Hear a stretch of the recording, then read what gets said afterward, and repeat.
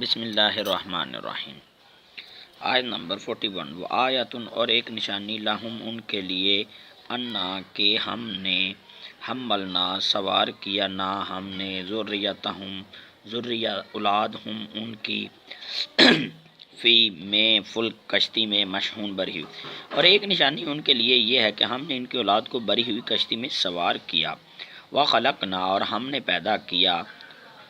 لہم ان کے لیے، من مثلی، اس جیسی کشتی جیسی، ماں جو، یرکبون وہ سوار ہوتے ہیں، اور ان کے لیے ویسی ہی چیزیں پیدا کی جن پر وہ سوار ہوتے ہیں۔ ان آیات میں، دونوں آیات میں حضرت نوح علیہ السلام کی کشتی کی طرف اشارہ کیا گیا ہے، اور بری ہوئی کشتی سے مراد حضرت نوح کی کشتی ہے، اور نسل انسانی کو اس پر سوار کر دینے سے مطلب یہ ہے کہ کشتی میں بظاہر حضرت نوح کے چند ساتھی ہی بیٹھے تھے، مگر حقیقت یہ تھی کہ اس میں قیامت تک پیدا ہونے والے تمام انسان اس پر سوار ہوئے تھے، کیونکہ طوفان نوح میں اس کے سوا جو کشتی پر سوار تھے باقی پوری اولاد آدم غرق کر دی گئی تھی، اور بعد میں انسان کی نسل صرف انہی کشتی والوں سے چلی تھی۔ اس سے یہ اشارہ نکلتا ہے کہ تاریخ میں پہلی کشتی جو بنی وہ حضرت نوح علیہ السلام کی کشتی تھی۔ اس سے پہلے انسان کو دریاؤں اور سمندروں کو عبور کرنے کا کوئی طریقہ نہیں آتا تھا۔ اس طریقے کی تعلیم سب سے پہلے اللہ رب العزت کی ذات نے حضرت نوح کو دی، اور جب ان کی بنائی ہوئی کشتی پر سوار ہو کر اللہ کے کچھ بندے طوفان سے بچ نکلے تو آئندہ کی آنے والی نسل نے بحری سفروں کے لیے کشتیاں بنانے کا سلسلہ کیا۔ اللہ رب العزت کی ذات یہاں بتا رہی ہے کہ میں ہی ہوں جو سب کچھ لوگوں کو سکھاتا ہوں اگر ہم چاہیں۔ اگلی آیت میں بتائیں گے، بسم اللہ الرحمن الرحیم۔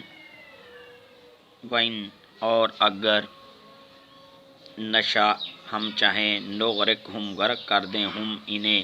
فلا صریخا تو فریاد راست، کوئی بات سننے والا، کوئی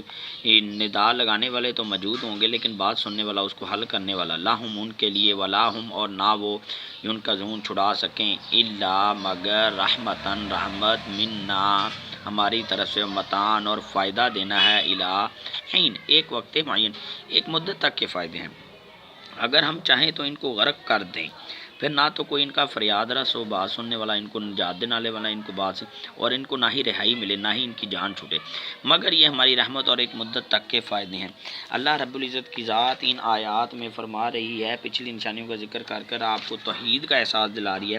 کہ جو انسان نے اپنی طاقت سے جو مختلف کام کر رہا ہے، جیسے کشتی بنا رہا ہے، جیسے وہ اپنے ان طاقتوں پر تصرف کے جو بھی طریقے اس نے دریافت کیے ہیں کہ ہاتھیوں کو یہ قابو میں کر لیتا ہے، شیروں کو یہ قابو میں کر لیتا ہے، سمندر پر یہ سفر کر لیتا ہے،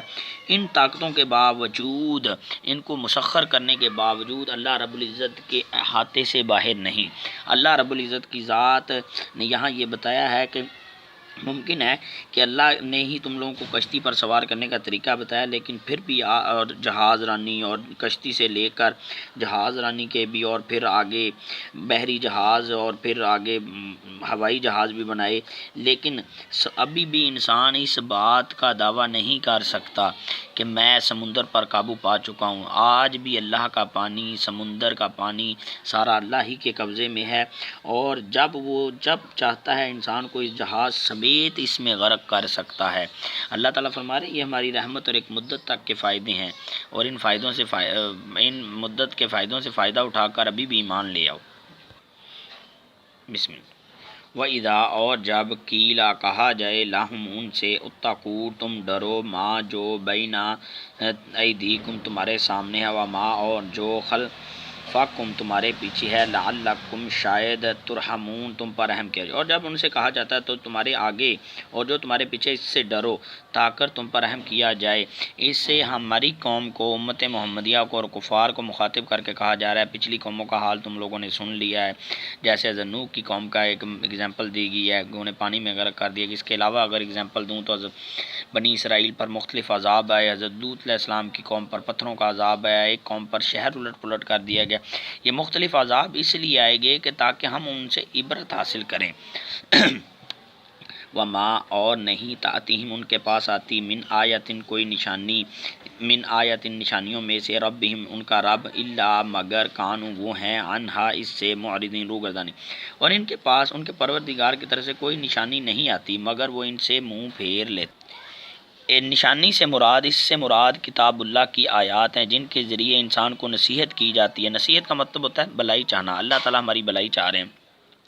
نصیحت کی جاتی ہے کہ وہ آیات، اور وہ آیات بھی مراد ہیں جو آثار کائنات اور خود انسان کے وجود اور اس کی تاریخ میں موجود ہیں، اور جو انسان کو عبرت دلاتی ہیں، بشرط یہ کہ وہ عبرت سچ میں حاصل کرنا چاہتا ہو۔ اگر وہ عبرت حاصل نہیں کرنا چاہ رہا، وہ منہ پھیر لیتے ہیں، بھاگ جاتے ہیں اس سے۔